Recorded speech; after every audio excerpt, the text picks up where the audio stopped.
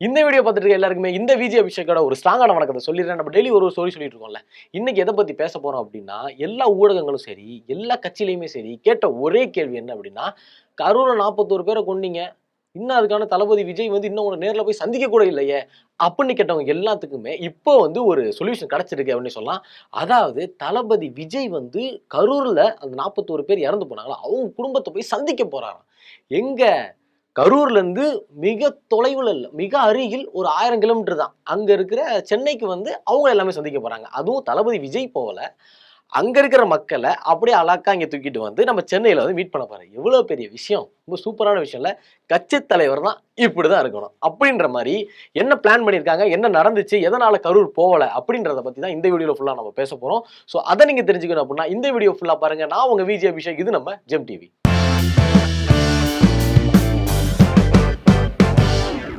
தாவேகா தளபதி வெற்றி கழகம், சாரி, தமிழக வெற்றி கழகம். இது வந்து ஒரு சிலர் என்ன சொல்லிட்டு இருக்காங்க அப்படின்னா, தாவேகா அப்படின்னா என்னன்னா தளபதி விஜய் கட்சி. அதை தான் வந்து இவர் வந்து மாத்தி வச்சிருக்காரு.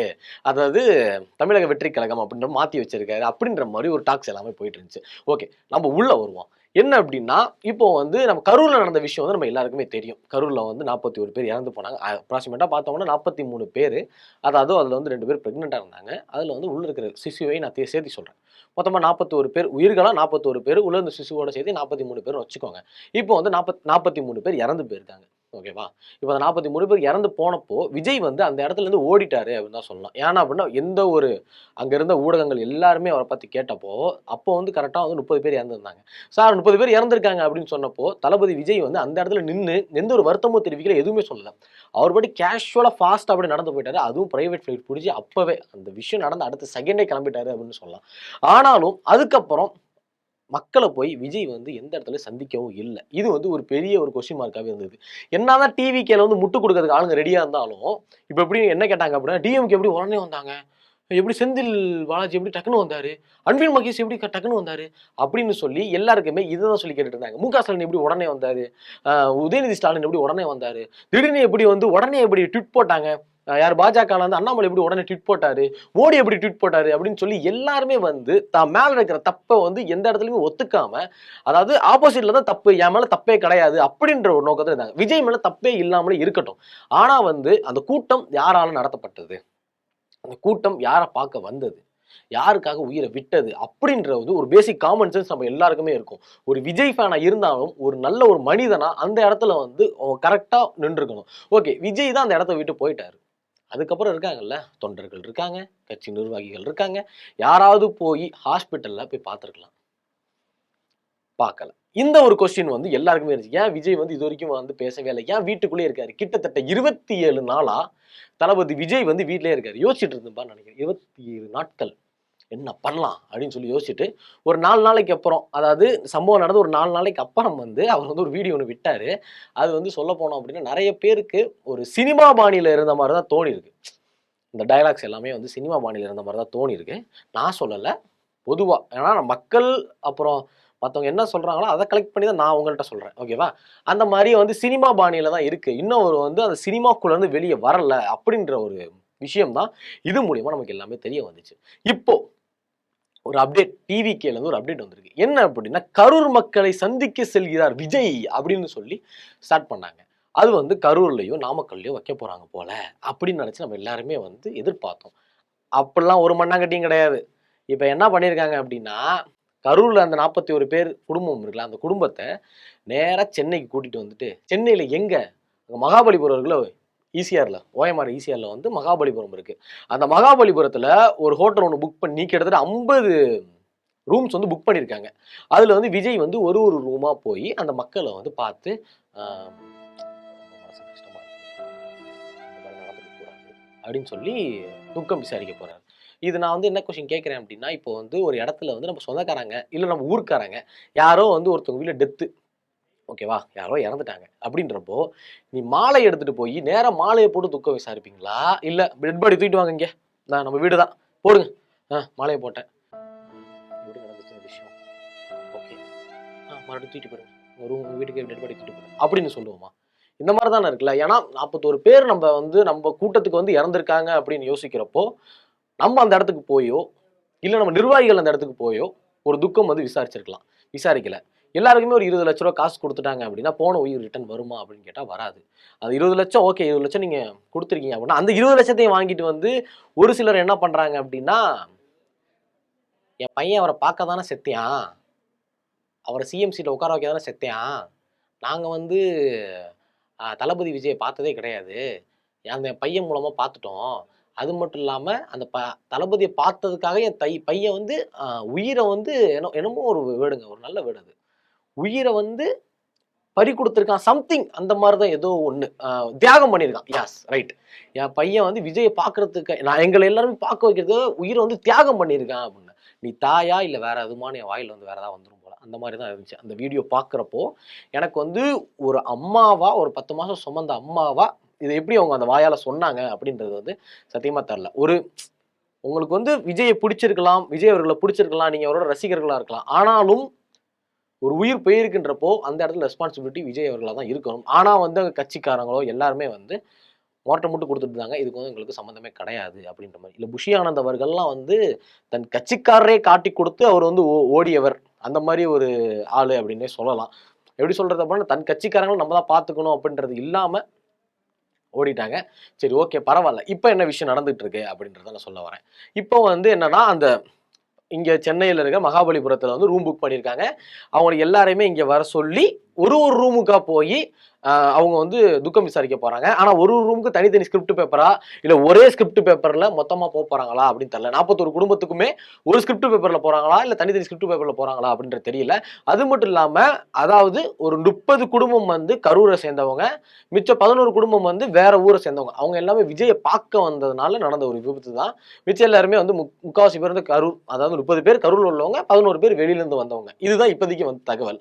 அதுக்கப்புறம் பார்த்தோம் அப்படின்னா, இப்ப டிவிகே தரப்புல இருந்து இப்போ வந்து நான் கரூர் போகாததுக்கு மெயின் ரீசன் என்ன அப்படின்னு சொல்றாங்க அப்படின்னா, போலீஸ் இடம் கொடுக்கல, ஒண்ணு பர்மிஷன் கொடுக்கல, நாங்க வந்து 41 குடும்பத்தை மீட் பண்ற அளவுக்கு எங்களுக்கு வந்து இடம் கொடுக்கல. இந்த இடம் கொடுக்கலன்ற விஷயத்த வந்து தாவேகா வந்து ஆரம்ப காலத்துல சொல்லிட்டு இருக்காங்க. அதாவது கரூர் டெத் அப்பவே என்ன சொன்னாங்கன்னா, நாங்க கேட்ட இடத்த கொடுத்திருந்தா டெத் நடந்திருக்காது அப்படின்னு சொன்னாங்க. ஆனா நீங்க கேட்ட இடத்த விட பெரிய இடம் தான் கொடுத்தாங்க. ஆனா அது வந்து ஒருவேளை அதை அவங்க சாக்கா சொல்றாங்களா என்னன்னு தெரியல. இப்போ வந்து கரூர்ல வந்து அவங்க கேட்டாங்களா அப்படின்றத நம்ம பார்ப்போம். அதாவது கொள்கை பரப்பு தலைவராக இருக்கிற அருண்ராஜ் இவர் வந்து டிஜிபி கிட்ட வந்து ஒரு மனு கொடுத்துருக்காங்க. என்ன அப்படின்னா, எங்க தலைவர் வந்து கரூர் மக்கள் வந்து பார்க்க வராங்க, ஸோ வந்து எங்களுக்கு வந்து இந்த ஃபெசிலிட்டிலாம் வேணும் அப்படின்னு கேட்டிருக்காங்க. என்ன ஃபெசிலிட்டின்னு கேட்குறீங்க? அதாவது திருச்சி டு அந்த கரூர் போற வரைக்கும் அந்த அதாவது மினிஸ்டர்லாம் வந்தாங்க அப்படின்னா எல்லா ரோடுமே கிளியர் பண்ணி ஒரு ரோடு அப்படியே ஃப்ரீயாவே விட்டுருவாங்க. வண்டி எதுவும் வந்துச்சு அப்படின்னா நிப்பாட்டி போட்டுருவாங்க. அந்த நிப்பாட்டி போட்ட டைம்ல அவன் டீ குடிப்பான், டிஃபன் வாங்கி சாப்பிடுவான், லஞ்சே முடிச்சிருவானுங்க. ஏன்னா அவங்க வர லேட் ஆச்சு அப்படின்னா. ஏன்னா தாவேகா தலைவர் விஜய் வந்து இங்க வந்து 8:30 மணிக்கு ஒரு மீட்டிங் சொன்னார் அப்படின்னா அவர் 8:30 மணி தான் வீட்டுல இருந்து கிளம்புவார் இல்லையா? அப்பனா இவங்க எத்தனை மணி 7 மணி இருந்து பிளாக் பண்ண ஆரம்பிச்சிருவாங்க. அப்படின்றப்ப இவர் கரெக்டா வருவாரா அப்படின்ற விஷயம் நமக்கு தெரியல. ஆனாலும் வந்து அவங்க என்ன கேட்டாங்க அப்படின்னா, கரூர் போற வரைக்கும் ஸ்ட்ரைட்டா ஒரே நைய போட்டே அப்படின்ற மாதிரி ஸ்ட்ரைட்டா ஒரு கிரீன் சிக்னல் வந்து வேணும் அப்படின்னு சொல்லி கேட்டிருந்தாங்க. ஒண்ணு. ரெண்டாவது என்ன அப்படின்னா, அது தாவேகா தலைவர் விஜய் அந்த மக்களை சந்திக்கிற அந்த சுத்துப்பட்டு ரேடியஸ் 1 கிலோமீட்டருக்கு யாருமே வரக்கூடாது. எல்லாரும் வந்து அது பக்கத்துல வீடு இருந்தாலும் வீட்டை காலி பண்ணிட்டு வேற எங்கேயா ஓடிடணும். ஏதாவது மண்டபத்தில் வைக்கிறாங்கன்னா வீடு சுத்தி 1 கிலோமீட்டருக்கு வீட்டுல யாராவது மக்கள் இருந்தாங்க அப்படின்னா கிளம்பி ஓடிடு. 1 கிலோமீட்டர் யாருமே இருக்கக்கூடாது அப்படின்னும். அதுக்கப்புறம் வர இன்னொரு விஷயம் இருக்கு. என்ன அப்படின்னா, எந்த ஒரு மீடியாக்குள்ளேயும் உள்ள வரக்கூடாது அப்படின்னு சொல்லியிருந்தாங்க. அதுக்கப்புறம் எந்த ஒரு ரசிகர்களும் உள்ள வரக்கூடாது. அப்படி ஒருவேளை வந்தா போலீஸ் நீங்க வந்து தடியடி நடத்தலாம் அப்படின்னு சொல்லி தன் கட்சிக்காரர்களை தடியடியால் நீங்கள் அடிக்கலாம் என்று சொன்ன முதல் கட்சி தாவேகா கட்சி அப்படின்றத வந்து இந்த இடத்துல நம்ம கன்ஃபார்மா மென்ஷன் பண்ணி ஆகணும் அப்படின்றதான்.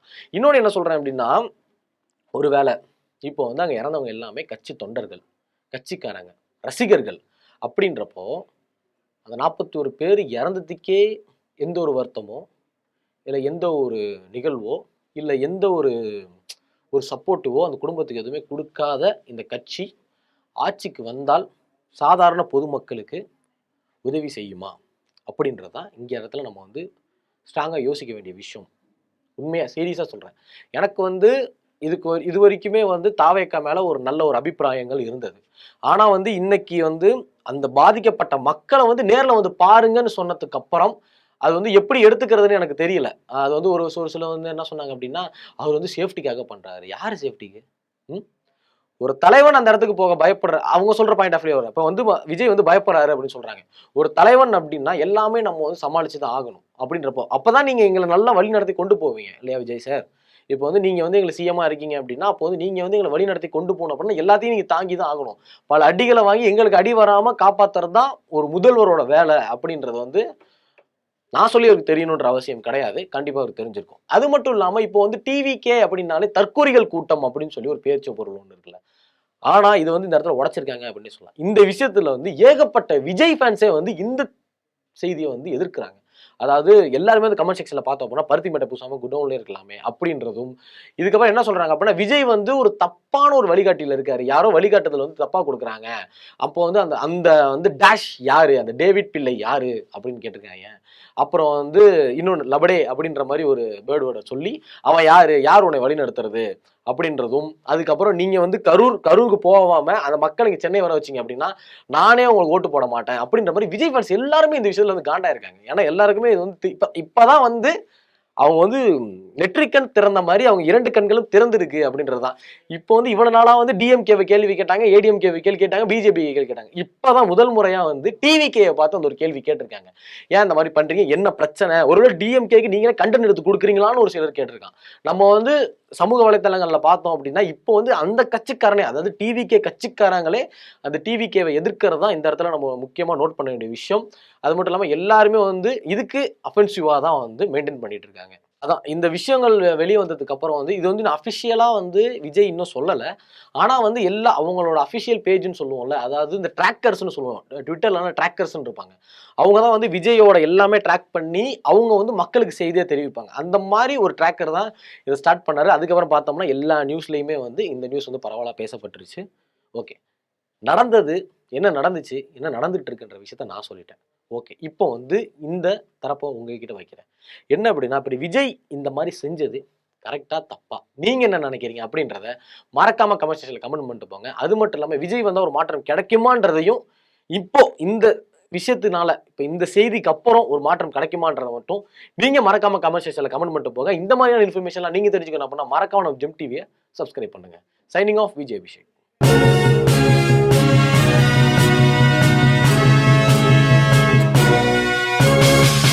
உடனுக்குடன் அப்டேட் தெரிந்து கொள்ள ஜெம் டிவி தமிழ் ஆப்பை இன்ஸ்டால் செய்யவும்.